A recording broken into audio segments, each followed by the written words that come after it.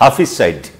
26/11 কাণ্ডৰ খলনায়ক 26/11 কাণ্ডৰ মাষ্টাৰমাইণ্ড হাফিজ সঈদ এজন গ্লোবেল টেৰৰিষ্ট আমেৰিকা ৰাষ্ট্ৰসংঘই ঘোষণা কৰা এগৰাকী গ্লোবেল টেৰৰিষ্ট হাফিজ সঈদ যি হাফিজ সঈদে ভাৰতত কেইবাটাও কুটাঘাত সংঘটিত কৰাৰ মূল পৰিকল্পনাকাৰী আছিল আৰু সেই হাফিজ সঈদক ভাৰতক গোটাবলৈ হেনো সাজু পাকিস্তান কিন্তু তাৰ বিনিময়ত ভাৰতে মানি ল'ব লাগিব কেতবোৰ চৰ্ত নমস্কাৰ প্ৰিয় দৰ্শক মই জয়ন্ত মাধৱ গোস্বামী আপোনাক স্বাগতম জনাইছো নিউজ 18 অসম নৰ্থ ইষ্টৰ ডিজিটেল লাইভলৈ পেহেলগাম কাণ্ডক লৈ ভাৰত আৰু পাকিস্তানৰ মাজত উত্তেজনা অব্যাহত আছে সংঘাতে চূড়ান্ত ৰূপ ধাৰণ কৰে 22 এপ্ৰিলৰ পেহেলগাম কাণ্ডৰ পিছতে ভাৰত আৰু পাকিস্তানৰ মাজৰ আৰু তাৰ পিছত অপাৰেচন সিন্দুৰ পেহেলগাম কাণ্ডৰ পুতক প্ৰতিশোধ অপাৰেচন সিন্দুৰৰ জৰিয়তে ভাৰতে লৈছে আৰু সেই অপাৰেচন সিন্দুৰৰ জৰিয়তে পাক অধিকৃত কাশ্মীৰত থকা লস্কৰী তৈবা জেইছ-ই মোহাম্মদৰ ঘাটিত আক্ৰমণ চলাই মাটিৰ লগত ধূলিৰ লগত মিহলি কৰি দিয়া হৈছিল মুখ্য কাৰ্যালয় যি পাক অধিকৃত কাশ্মীৰ হৈছে পাকিস্তানৰ সন্ত্ৰাসবাদৰ পৃষ্ঠভূমি পাকিস্তানে সদায় পৃষ্ঠপোষকতা কৰি অহা পাকিস্তানে সদায় লালন পালন কৰি অহা সেই সন্ত্ৰাসবাদীয়ে ভাৰতৰ লগত ছায়াযুদ্ধত ব্যৱহাৰ কৰি আহিছে পাকিস্তানে আৰু তাৰেই হৈছে ভাৰত অস্থিৰ কৰা ভাৰত অশান্ত কৰা কেইবাবাৰো ভাৰতক আক্ৰমণৰ টাৰ্গেট কৰা বা আক্ৰমণ কৰা হাফিজ সঈদ হৈছে অন্যতম মাসুদ আজহাৰ হাফিজ সঈদ এইসকল কুখ্যাত সন্ত্ৰাসবাদীৰ ইতিমধ্যে ভাৰতৰ হাতত গতাই দিবলৈ বা এইসকল কুখ্যাত সন্ত্ৰাসবাদীৰ বিৰুদ্ধে ব্যৱস্থা গ্ৰহণ কৰিবলৈ ভাৰতে বহুবাৰ পাকিস্তানক তথ্য প্ৰমাণ সহ দাঙি ধৰিছে আৰু হেঁচা প্ৰয়োগ কৰি আহিছে কিন্তু তৎসত্ত্বেও ভাৰতৰ দাবীক তিল মানুহ গুৰুত্ব প্ৰদান কৰা নাই আজি বছৰ বছৰ ধৰি পাকিস্তানে তাৰ মাজতে সংঘটিত হ'ল পেহেলগাম কাণ্ড অৰ্থাৎ কাশ্মীৰক লৈ পাকিস্তানে যি ছায়াযুদ্ধৰ খেল খেলি আহিছে সন্ত্ৰাসবাদী খিখণ্ডি সজাই আৰু সেই পাকিস্তানে এইবাৰ কৈছে যে হাফিজ সঈদক ভাৰতৰ হাতত গতাই দিবলৈ হেনো পাকিস্তান সাজু কিন্তু তাৰ বিনিময়ত মানি ল'ব লাগিব ভাৰতে কেইবাটাও চৰ্ত এই কথা কৈছে পাকিস্তান পিপলছ পাৰ্টি নেতা তথা পাকিস্তানৰ প্ৰাক্তন বিদেশ মন্ত্ৰী বিলৱাল ভুট্টোৱে এটা আন্তঃৰাষ্ট্ৰীয় সংবাদ মাধ্যমত এটা সাক্ষাৎকাৰত এটা টেলিভিছন সাক্ষাৎকাৰত এই কথা উল্লেখ কৰিছে যে পাকিস্তানে হাফিজ সঈদক ভাৰতৰ হাতত গতাই দিবলৈ সাজু কিন্তু তাৰ বিনিময়ত ভাৰতে সহযোগিতা কৰিব লাগিব ভাৰতে মানি ল'ব লাগিব কেতবোৰ চৰ্ত যদিবা চৰ্তসমূহৰ কথা স্পষ্টকৈ এই টেলিভিছন সাক্ষাৎকাৰটোত উল্লেখ কৰা নাই কিন্তু আওপকীয়াকৈ কৈছে যে ভাৰতে সহযোগ কৰিব লাগিব ভাৰতে কেতবোৰ চৰ্ত মানিব লাগিব আৰু তাৰ বিনিময়তহে পাকিস্তানে ভাৰতক গতাই দিব হাফিজ সঈদক 26/11 কাণ্ড 2008 চনৰ 26/11 যি মুম্বাইত হত্যাযজ্ঞ চলাইছিল মুম্বাইৰ কেইবাটাও গুৰুত্বপূৰ্ণ স্থানত আক্ৰমণ চলাই এফালৰ পৰা হত্যা কৰি গৈছিল য'ত নেকি 166 গৰাকী লোকে প্ৰাণ হেৰুৱাইছিল লস্কৰী তৈবাৰ প্ৰতিষ্ঠাপক এই কুখ্যাত সন্ত্ৰাসবাদী গ্লোবেল টেৰৰিষ্ট হাফিজ সঈদৰ ছত্ৰছায়াত নেতৃত্বত সংঘটিত হোৱা সেই আক্ৰমণত 166 গৰাকী লোক মাৰ্কিন নাগৰিককে ধৰি বিদেশী নাগৰিককে ধৰি সৰ্বমুঠ 166 গৰাকী প্ৰাণ হেৰুৱাইছিল আৰু তাৰ পিছতে 2012 চনত আমেৰিকাই হাফিজ সঈদক গ্লোবেল টেৰৰিষ্ট হিচাপে ঘোষণা কৰিছিল আনহাতে সেই 2008 চনৰ 26/11 কাণ্ডৰ প্ৰতিটো তথ্য সহকাৰে হাজাৰ পৃষ্ঠাৰ তথ্য প্ৰমাণ সম্বলিত হাজাৰ পৃষ্ঠাৰ দছিয়াৰ প্ৰেৰণ কৰিছিল ভাৰতে পাকিস্তানলৈ আৰু কুখ্যাত সন্ত্ৰাসবাদী হাফিজ সঈদৰ বিৰুদ্ধে ব্যৱস্থা গ্ৰহণ কৰিবৰ বাবে দাবী জনাইছিল কিন্তু ভাৰতৰ সেই হাজাৰ পৃষ্ঠাৰ দছিয়াৰক তথ্য প্ৰমাণক অংগুষ্ঠ প্ৰদৰ্শন কৰি পাকিস্তানে কোনো ধৰণৰ ব্যৱস্থাই গ্ৰহণ নকৰিলে যি নেকি লস্কৰী তৈবা আৰু জামাত উদ দাৱাৰ দৰে কুখ্যাত সন্ত্ৰাসবাদী সংগঠনৰ এজন প্ৰতিষ্ঠাপক হাফিজ সঈদৰ বিৰুদ্ধে অহৰহ উচতনিমূলক মন্তব্য কৰাৰ হাফিজ সঈদে অহৰহ ভাৰতৰ বিৰুদ্ধে উচতনিমূলক মন্তব্য কৰাৰ লগতে বিভিন্ন ধৰণৰ ষড়যন্ত্ৰ ৰচনা কৰি অহা এই কুখ্যাত সন্ত্ৰাসবাদীটোক ভাৰতৰ হাতত গতাই দিবলৈ পাকিস্তান সাজু হোৱা বুলি বিলৱাল ভুট্টোৱে এটা বিস্ফোৰক মন্তব্য কৰিছে এটা আন্তঃৰাষ্ট্ৰীয় সংবাদ মাধ্যমৰ টেলিভিছন সাক্ষাৎকাৰত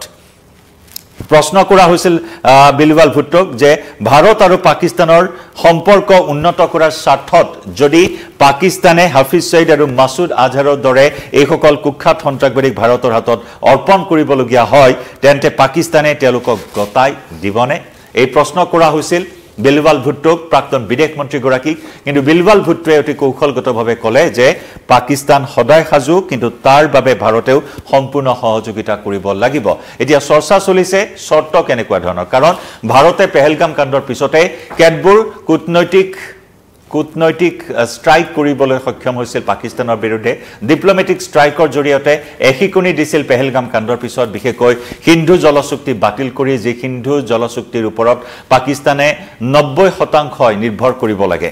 কাৰণ সিন্ধুৰ 90% পানীয়ে ব্যৱহাৰ কৰে পাকিস্তানে আৰু সেই সিন্ধু জলচুক্তি বাতিল কৰাৰ কথা ভাৰতে ঘোষণা কৰাৰ পিছতে এইজন বিলৱাল ভুট্টোৱে ডিঙিৰ শিৰ ফুলাই সকিয়নি দিছিল ভাৰতক যে যদি ভাৰতে পানী বন্ধ কৰে সিন্ধু তেতিয়া হলে পাকিস্তানে তেজৰ নৈ বুৱাই দিব ভাৰতত এনে ধৰণৰ উগ্ৰ উচ্চতনিমূলক মন্তব্য কৰিছিল বিলৱাল ভুট্টোৱে কিন্তু যি বিলৱাল ভুট্টোৱে এসময়ত সেই পাকিস্তানে লালন পালন কৰি অহা সন্ত্ৰাসবাদীৰে বলি হ'বলগীয়া হৈছিল তেওঁৰ মাতৃ বেনেজিৰ ভুট্টোৱে সেই সন্ত্ৰাসবাদীৰ গুলিতে প্ৰাণ হেৰুৱাবলগীয়া হৈছিল পাকিস্তানৰ ভূমিতে আৰু সেই সন্ত্ৰাসবাদক লালন পালন দিয়া পাকিস্তানৰ সেই সন্ত্ৰাসবাদীৰ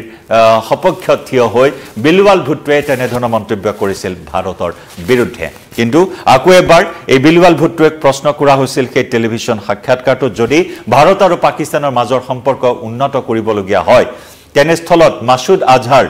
হাফিজ সঈদৰ দৰে সন্ত্ৰাসবাদীক যদি ভাৰতক গতাই দিবলগীয়া হয় তেন্তে পাকিস্তানে কি কৰিব আৰু তাৰ উত্তৰত অতি কৌশলগতভাৱে ক'লে যে ভাৰতে সহযোগিতা আগবঢ়াব লাগিব কাশ্মীৰ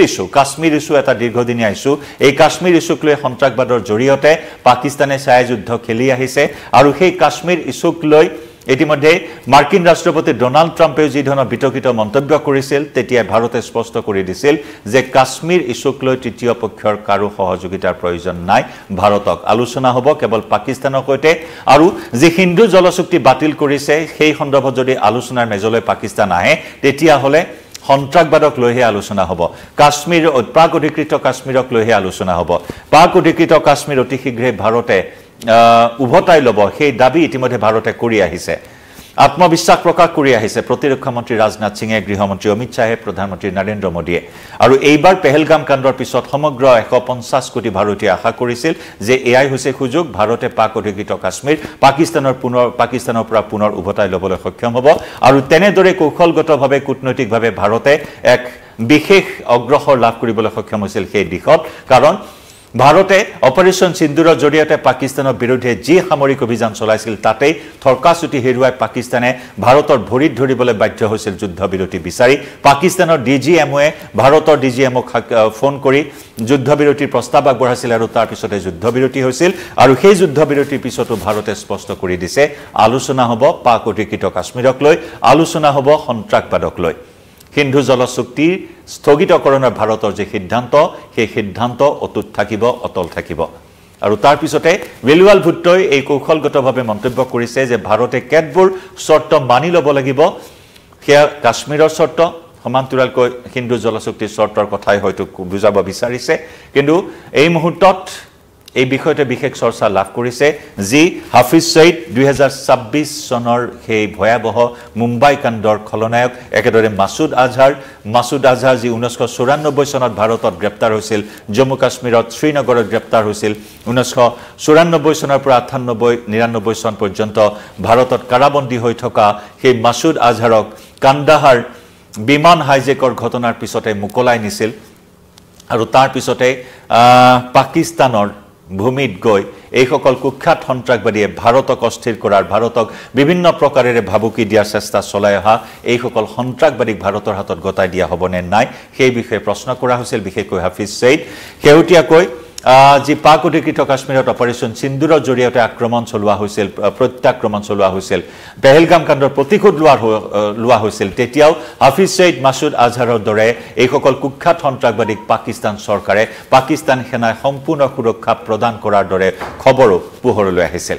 অত্যন্ত নিৰাপদ স্থানলৈ লৈ যোৱা হৈছিল পাক অধিকৃত কাশ্মীৰৰ পৰা যাতে ভাৰতৰ আক্ৰমণে ঢুকি নাপায় তেনেদৰে তেওঁলোকক আশ্ৰয় প্ৰদান কৰিছিল পাক সেনাই লস্কৰী তৈবা জৈশ ই মহম্মদ যাক পাকিস্তানী সেনাৰ স্নায়ু বুলি কোৱা হয় আৰু এই সকল কুখ্যাত সন্ত্ৰাসবাদী নেতাক এনেদৰে পাকিস্তান চৰকাৰে ৰক্ষণাবেক্ষণ দি আহিছে সুৰক্ষা প্ৰদান কৰি আহিছে কিন্তু ভাৰতে তথ্য প্ৰমাণ দাঙি ধৰাৰ পিছতো এই সকল কুখ্যাত সন্ত্ৰাসবাদীৰ বিৰুদ্ধে পাকিস্তানে আজি কুপতি গ্ৰহণ কৰা নাই কোনো বিশেষ কঠোৰ ব্যৱস্থা আৰু তাৰ মাজতে বিলৱাল ভুট্টোৰ এই মন্তব্য বিশেষ চৰ্চা লাভ কৰিছে যে ভাৰতক পাকিস্তানে হাফিজ সঈদক গতাই দিবলৈ সাজু লক্ষণীয় হ'ব এই সন্দৰ্ভত আৰু কেনেকুৱা ধৰণৰ প্ৰতিক্ৰিয়া আহে জনাই যাম প্ৰতিটো খবৰ এই মুহূৰ্তত লাইভৰ পৰা বিদায় লৈছো নমস্কাৰ